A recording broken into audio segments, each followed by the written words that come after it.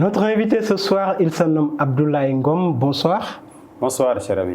Abdoulaye Ngom, vous êtes le secrétaire général du mouvement national du MPCL, par ailleurs mandataire national adjoint chargé du parrainage. Alors actuellement, vous êtes sur le terrain pour la collecte de parrains? Oui, tout à fait. Merci, cher ami, pour l'invitation. C'est toujours un plaisir et un grand honneur de venir échanger avec vous sur les questions d'actualité, sur les questions qui intéressent le peuple sénégalais. La question elle est pertinente. Nous sommes sur le terrain comme tout le monde, comme tous les partis qui aspirent à briguer le suffrage des Sénégalais pour la présidentielle du 25 février 2024. Nous sommes sur le terrain avec nos camarades, avec nos responsables, comme ça se doit, et puis ça avance très bien. Et voilà, vous n'avez pas de difficultés au niveau de la collecte? Bon, des difficultés particulières, non. Nous sommes là. Heureusement que nous avons un parti structuré. On travaille sur la base de l'étendue. Nous avons un parti présent pratiquement sur tous les départements du Sénégal. Dans toutes les communes, on avait déjà choisi nos 14 délégués régionaux, mandataires nationaux et adjoints et consorts. Donc on travaille sur cette base-là. Et puis le parti, c'est un parti qui est structuré, comme je l'ai dit tout à l'heure. On a nos responsables communaux, nos responsables départementaux qui font un excellent boulot dans ce sens-là. Je pense que c'est bien, c'est de bon augure comme on dit. Et puis le message passe très bien. On a entendu certains candidats de l'opposition se plaindre sur le parrainage citoyen, disant que ceux qui peuvent obtenir le parrainage des élus laisse le terrain aux autres candidats qui n'ont pas la possibilité d'avoir ce parrainage des élus. Vous êtes, ou bien vous êtes comment? Vous êtes sur le même cas? Oui, oui, comme tout le monde. Tout bon citoyen honnête, c'est pertinemment que le parrainage, il est optionnel. Il y a 3 formes de parrainage possibles. Celui citoyen, celui parlementaire et le parrainage des élus. Effectivement. Maintenant, comme on dit, le droit c'est le droit. Le parrainage est consacré. Il est présent dans les textes. Malheureusement, il y a beaucoup de vides qui l'entourent. Il y a beaucoup de vides du moment où c'est écrit nulle part que quand vous choisissez par exemple une forme de parrainage, vous devez y aller jusqu'au bout. Et puis, comme on dit, c'est en politique. Tant que ce n'est pas interdit, chacun y va de son bon vouloir. Et je pense que c'est un peu ça. Maintenant, par rapport à l'appréciation, je pense que l'éthique voudrait que les partis présents à l'Assemblée nationale et qui ont un nombre de députés capables de parrainer, et de maires capables, par exemple, de parrainer leurs candidats pour la présidentielle, qu'ils laissent le terrain aux autres, qui peut-être n'en ont pas, mais qui, je le dis bien, et je veux insister sur ça, les candidats qui sont par exemple sur le point de départ pour la présidentielle. Il y en a qui ne sont pas à l'Assemblée nationale, il y en a qui sont à l'Assemblée nationale mais qui n'ont pas le nombre de députés par exemple demandé, mais qui proposent, ces candidats-là peuvent proposer un projet de société 100 fois meilleur que celui proposé par les partis présents à l'Assemblée nationale. Vous êtes dans la collecte de parrains pour élire Cheikh Tidiane Gadio. Tout à fait. En 2024. Vous pensez qu'il sera élu le 25 février 2024? Non seulement nous le pensons, mais nous y croyons fondamentalement. Ah bon? Et nous le croyons, oui. Et nous y croyons pour, par exemple, 2 raisons. Nous sommes dans une situation très difficile au Sénégal, tout le monde le sait. Nous venons d'événements particuliers que le Sénégal ne connaissait pas et qu'on a besoin, par exemple, d'un leader, d'un président de la République capable de réconcilier le peuple sénégalais à lui-même. Nous avons besoin d'un président de la République capable de proposer un leadership fort au niveau national d'abord. L'autre aspect qui nous motive et puis qui nous fait croire au fait que le président Cheikh Tidiane Gadio peut être bien évidemment élu au soir du 25 février 2024, c'est qu'il a les compétences, il a le parcours et puis il a le discours. Il a une vision extrêmement magnifique et pour la jeunesse, parce qu'en réalité, le véritable problème du Sénégal, c'est sa jeunesse, c'est l'emploi, c'est le système éducatif, c'est la souveraineté alimentaire. Et je sais que les gens qui travaillent autour du président Gadio ont fait déjà un travail exceptionnel dans ce sens-là. Et puis nous le proposons. Cheikh Tidiane Gadio qui était candidat lors de l'élection présidentielle de 2012, oui. mais qui n'avait pas eu un bon score. Ouais. 2024, un barreau d'honneur pour vous?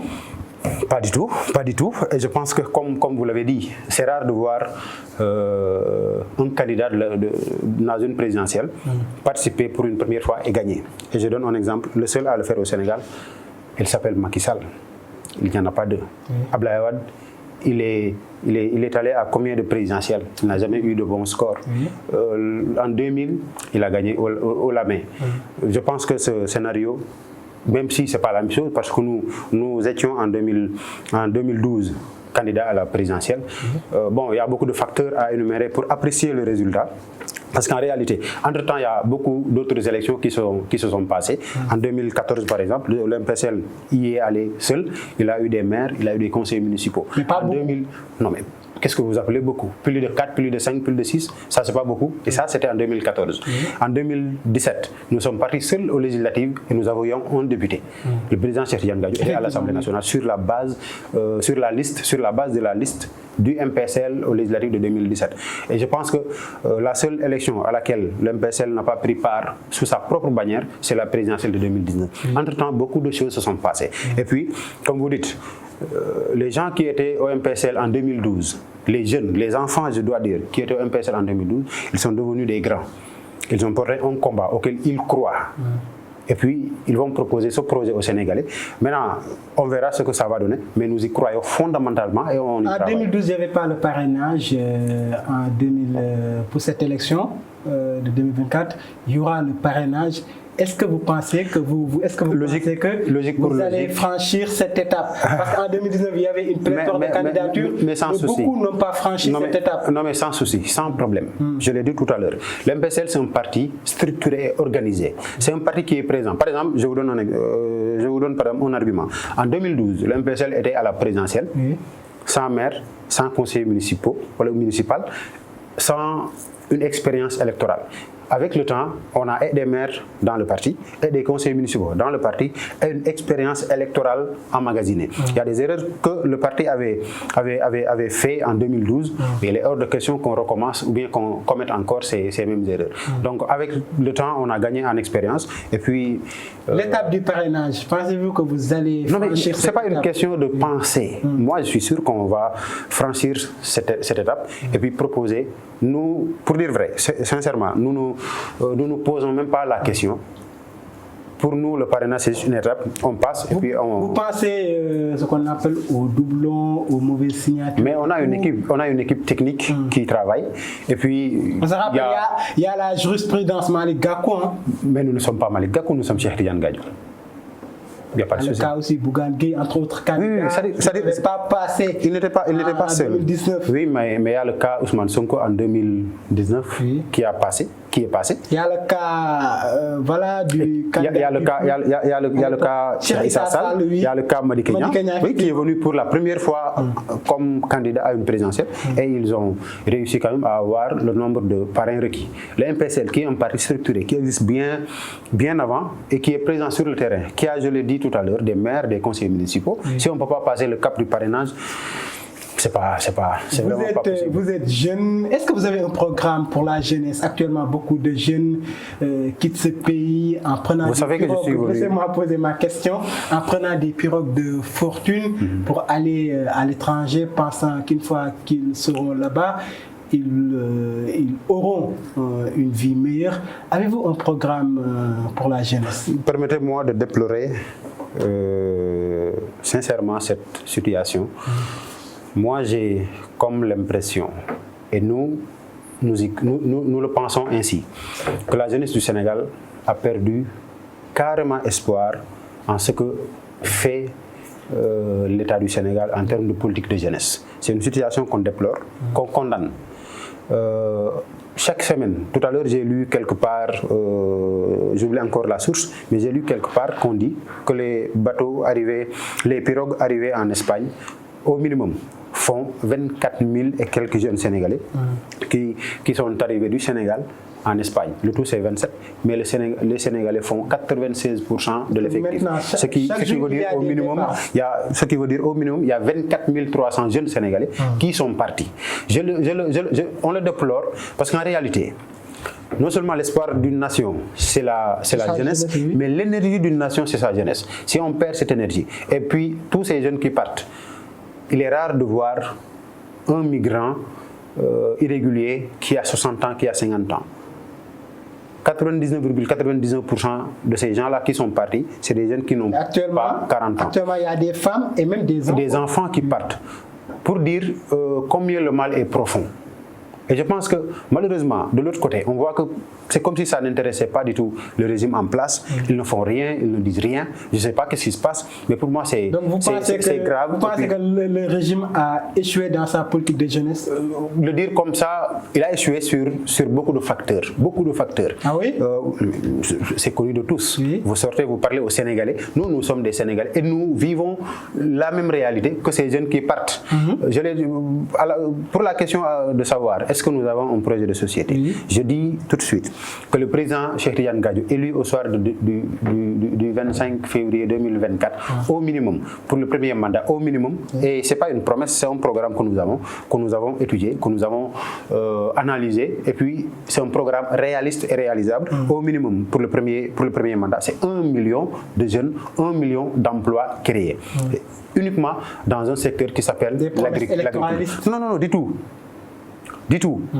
Dans le projet de société, dans le programme de société du MPSL, la jeunesse a une part extrêmement importante. Et puis, quand on travaille avec un leader qui s'appelle Cheikh Tidiane Gadio, avec un homme avec qui on travaille pratiquement depuis plus de 10 ans, on voit les responsabilités qu'il donne aux jeunes. Quand il dit, et puis ce n'est pas lui seul, je l'ai dit tout à l'heure, c'est un programme analysé, étudié, en fond et comble. Et puis, nous sommes tous convaincus que l'agriculture, qui est pour nous le facteur numéro 1, le premier facteur du développement d'un État, d'un pays, à elle seule, l'agriculture, on crée au minimum 1 million 500 emplois. Et puis, ce n'est pas des emplois précaires comme on est en train de le voir au Sénégal. C'est des emplois dignes, je dis bien dignes, modernes. Parce que l'agriculture, quand elle est révolutionnée, ça peut créer beaucoup d'emplois. Vous avez dit tantôt que le régime en place a échoué dans sa politique, mais je ne suis pas le seul à le dire. Oui, je suis pas le seul à le dire. Ça vous êtes comptable de la gestion de ce régime. Cheikh Tidiane Gadio était dans la coalition Benno Bokk Yakaar. Il était quoi dans la coalition? Pourquoi il n'avait pas conseillé le président?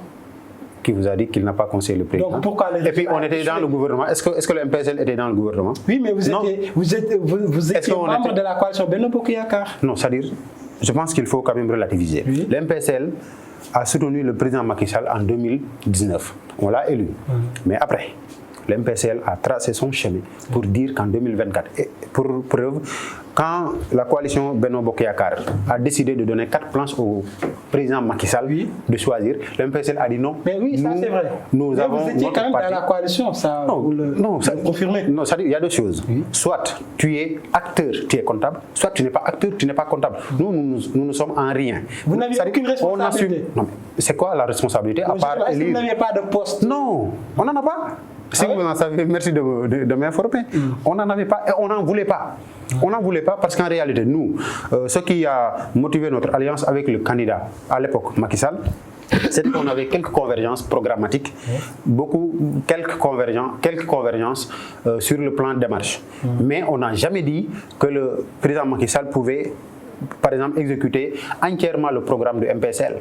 Donc, nous étions avec le candidat Macky Sall en 2019 pour l'élire, parce que nous ne pouvions pas partir sous la propre bannière de MPSL, présenter un candidat pour 2019. Maintenant que cette situation est dépassée, l'objectif, c'était de préparer le MPSL, les instances du parti, les responsables du parti, pour qu'en 2024, qui est bientôt là, qu'on puisse avoir un candidat de MPSL, proposer notre projet de société aux Sénégalais. Maintenant, à partir de 2024, maintenant que le président Cheikh Tidiane Gadio, s'il est élu, on sera comptable du bilan. Et puis, vous l'avez dit, nous ne sommes ni ministre, ni directeur général depuis que le président Macky Sall est là. Donc le MPSL, très sincèrement, n'a aucune responsabilité sur le plan comptable. Je dis bien, sur le plan comptable, aucune responsabilité dans le bilan du président Macky Sall. Très bien. Ablaye Ngom, le secrétaire général du mouvement national du MPCL, par ailleurs mandataire national adjoint, chargé du parrainage, est notre invité ce soir. Parlons à présent économie. On a vu que hier, le FMI a accordé près de 166 milliards à l'État du Sénégal. Voilà, parce que satisfait du résultat, même si le chiffre a baissé. Qu'est-ce que vous en pensez? Vous l'avez dit, le chiffre a baissé. Je pense que ça, c'est un indicateur. En fait, le réel problème avec le régime du président Macky Sall, c'est que eux, ce qui les intéresse, c'est qu'on ait des chiffres. Des chiffres. Et puis, il n'y a pas longtemps, on demandait par exemple à l'actuel candidat, qui était à l'époque ministre des Finances, est-ce que la croissance se mange? Moi, je pose la question à tous Sénégalais. Si vous êtes satisfait de ce qu'a fait l'État du Sénégal de 2012 à 2023, pourquoi pas jusqu'à 2024, si on est satisfait, est-ce qu'on vit mieux? Est-ce qu'on dépense moins? Est-ce qu'en réalité, le Sénégalais, la facture d'électricité, est-ce que ça s'accroît ou bien la facture s'est baissée? Si le panier, par exemple, de la ménagère, si vous, en 2011, avec 10 000 francs, on pouvait par exemple donner même l'électricité, des factures de l'électricité. Du Woyofal. Non, en réalité, j'ai un ami qui le dit. La seule chose, au Sénégal, salaire là. Khalis, au Sénégal. Bien vrai, il y a des efforts qui ont été consentis par le régime en termes de salaire. Mais le plus important, c'est bien le FMI, c'est bien les institutions internationales, les institutions financières internationales. Mais la réalité est que l'économie du Sénégal, elle est informelle.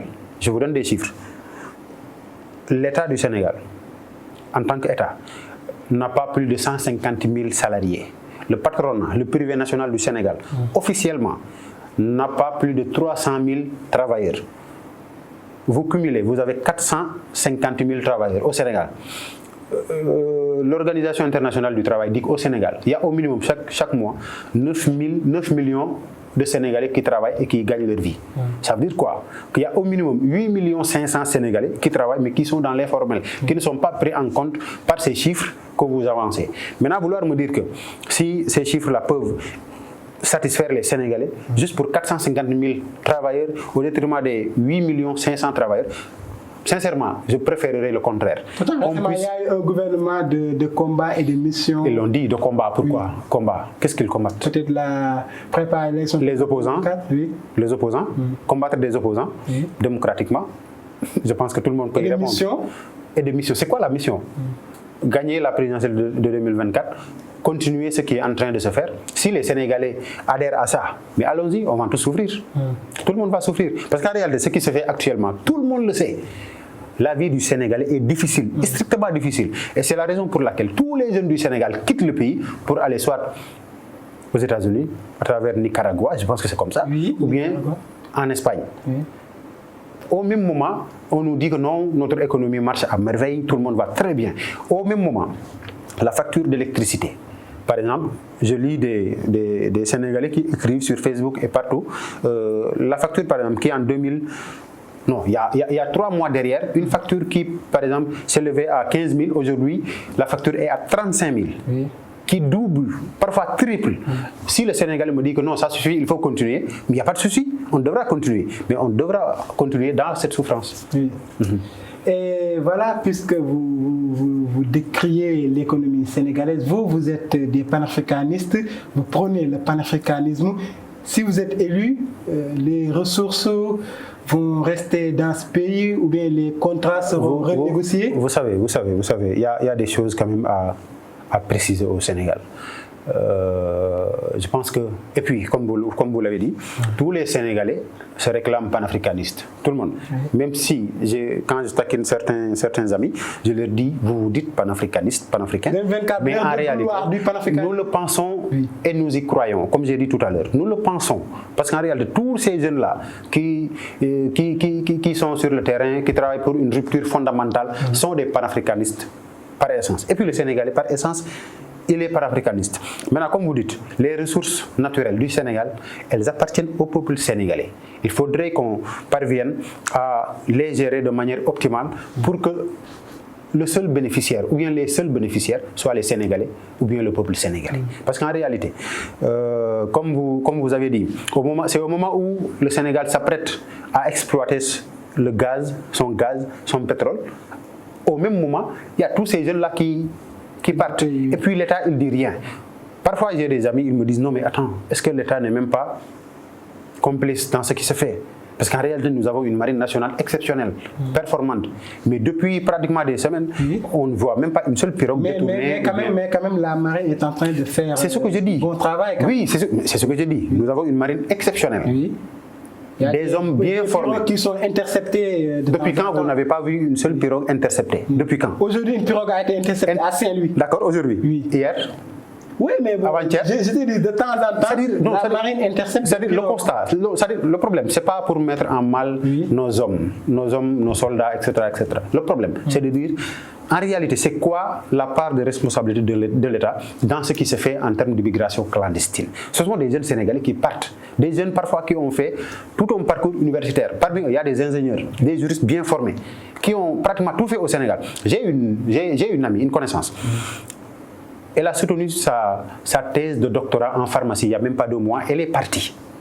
Ça veut dire quoi? C'est le Sénégal qui nourrit, qui forme, mais après eux, ils partent pour travailler pour les autres. Je pense que ce n'est vraiment pas ce que l'on souhaite. Ce n'est pas le cas. Et le responsable en chef, c'est l'État. On nous dit que non, ce n'est pas à l'État de créer des emplois. Qui doit créer l'environnement pour créer des emplois? Ce n'est pas l'État. Mais est-ce que l'État peut donner quand même des emplois à tout le monde? C'est ce que j'ai dit. Qui doit créer l'environnement pour que les autres... Par exemple, je donne un exemple. Un entrepreneur sénégalais. Tous nos entrepreneurs, nos grands entrepreneurs, ils sont de l'autre côté. Il n'y a pas de préférence nationale digne de la part de l'État. Il n'y a pas d'appui, encore moins de soutien de la part de l'État envers ces entrepreneurs nationaux. Je donne 2 exemples. Wari, c'était une initiative nationale, sénégalaisement sénégalaise. Elle est où, Wari? Elle est morte de sa belle mort. Johnny, structure, je dis bien, Johnny, en tant que structure financière. Ces gens-là qui travaillaient, ce n'est pas des Sénégalais. Elle est où, Johnny? Donc vous voulez dire que l'État n'appuie pas le secteur privé? Je ne le dis pas, c'est un constat fait par tout le monde. Tout le monde reconnaît que l'État du Sénégal ne fait absolument pas grand-chose en termes de soutien, d'appui pour ces grands champions nationaux. Ça, c'est du vécu. S'il est élu, il va changer la donne. Non, mais vous savez, Gadio, par exemple, Cheikh Gadio, le président Gadio, depuis qu'il est là, il n'a jamais cessé de travailler pour la promotion de l'artisanat et de l'entreprise au niveau national. Vous connaissez tout ce qu'il a fait, tout ce qu'il a réussi, par exemple, à mettre sur le marché en termes de création d'emplois. Bien vrai qu'il n'est pas au poste, comme on dit, mais il essaie de faire, il essaie de participer. Et mieux, il a un programme. Je le dis, je ne parle pas de promesse, mais il a un programme. Par exemple, je donne juste un exemple. Le président Cheikh Gadio, élu au soir du 25 février 2024, le tiers du gouvernement sera de jeunes compétents, de jeunes bien formés, soucieux du développement de ce pays et capables de porter ce projet de société. Je pense que si, ne serait-ce que pour ça, on devait quand même lui faire confiance. Parce que la jeunesse, à peu près, au minimum, c'est 65-70% de la population. Cheikh Gadio, qui a fait 9 ans au niveau du ministère des Affaires étrangères, sous le régime de Wade, il connaît bien la diplomatie sénégalaise. Et voilà, vous jetez souvent un regard du côté de nos voisins. On a remarqué ces dernières années, ces derniers mois, beaucoup de coups d'État au Mali, au Niger, en Guinée. S'il est élu, il va réconcilier même s'il n'est pas élu, voisins. Non, même s'il n'est pas élu, c'est ce qu'on souhaite. Même s'il n'est pas élu, lui, il travaille que sur ça, dans la paix et la sécurité et la bonne gouvernance. Je ne fais pas de publicité, mais déjà tout le monde le sait, il a un cabinet qui s'appelle IPS, Institut panafricain de stratégie, paix, sécurité et gouvernance. Il intervient dans pratiquement tous ces pays en zone de crise. Maintenant, et puis il ne va jamais cesser de le faire. Nous, parfois, on avait des soucis avec lui parce qu'on lui disait, président, c'est bien, on est tous panafricanistes, foncièrement panafricanistes, mais le Sénégal d'abord. Il nous disait quoi? Le Sénégal seul, il ne peut rien faire. Donc c'est quelqu'un qui se soucie en permanence de ce qui se passe en termes de sécurité, de paix dans la zone. Maintenant, comme vous dites, nous sommes dans une zone qui s'appelle le Sahel, qui bat le record en termes de coup d'État militaire. Parce qu'en réalité, il n'y a pas qu'un coup d'État, il peut être militaire, mais il peut être constitutionnel. Comment Par exemple, si un président de la République décide de changer la constitution, vous le savez, décide, voilà, de faire par exemple un troisième mandat. Le Sénégal a failli le faire, on imagine. Mais bon, heureusement que nous avions alerté à temps. Heureusement que le président Macky Sall, il avait respecté la constitution du Sénégal. On le remercie pour ça. Parce que de l'autre côté, on voit des gens qui violent, qui modifient, comme ça leur va, la constitution pour faire un troisième mandat. Donc pour nous, la solution, ce n'est pas les coups d'État militaires, mais la solution aussi, ce n'est pas les coups d'État constitutionnels. La formule pour nous, c'est qu'un coup d'État, qu'il soit militaire ou constitutionnel, il n'est pas le bienvenu. Il n'est pas le bienvenu. Maintenant, nous sommes dans une zone où la sécurité, quand même, a subi un coup, un grand coup d'ailleurs. Vous l'avez dit, au Mali, au Niger, au Tchad, Guinée, Burkina. Par exemple, le Burkina, je ne sais pas comment qu'on peut être fier de ce qui se passe en Afrique, se glorifier, par exemple, d'une sécurité d'un pays stable, tout en sachant qu'au Mali, par exemple, les terroristes avancent vers le Sénégal. Récemment, vous le savez, il y a des attaques, il y a des terroristes qui ont été interceptés et puis interpellés par nos forces de sécurité. Récemment. Donc nous ne sommes pas à l'abri. Maintenant, nous ne disons pas que non, tout de suite il faudra courir. Mais ce qu'il faut faire, c'est d'avoir d'abord un leadership capable de comprendre l'enjeu. Au-delà de comprendre l'enjeu, de pouvoir travailler en... Est-ce qu'il pourrait jouer la médiation? Il le fait déjà, il le fait, et je vous jure. Mais on dit que voilà, les institutions sous-régionales ont échoué comme l'Union africaine. C'est sa posture, et il le dit depuis très longtemps. La CEDEAO, c'est d'abord économique. Comme Cheikh Anta l'avait dit en 1975. La CEDEAO qui voulait intervenir au Niger contre le peuple nigérien et que nous avions condamné fermement. Mais ce que je dis, et nous l'avions aussi condamné quand la CEDEAO a pris certaines mesures à l'encontre du peuple frère malien. Le MPSL, il est très cohérent en termes d'approche, en termes de méthode. Surtout quand il s'agit de géopolitique, quand il s'agit de sécurité. Nous mettons notre fierté sénégalaise à côté et on réfléchit en tant qu'Africains. Ce que subissent ces peuples-là, énumérés tout à l'heure, le Sénégal n'a rien de plus pour dire que non, pour rien au monde, ça n'arrivera au Sénégal. C'est pas ça. Mais comme je l'ai dit, comme je vous l'ai dit tout à l'heure, le président Cheikh Tidiane Gadio, il croit que la CEDEAO a atteint ses limites. Nous y croyons fondamentalement. Pourquoi nous le disons? La CEDEAO, c'est une structure économique. Cheikh Anta disait en 1975 que l'économie, c'est un domaine de concurrence. Alors que la politique, ça peut parler d'intégration. Et je pense que le véritable problème en Afrique, c'est plus d'intégration qu'économique.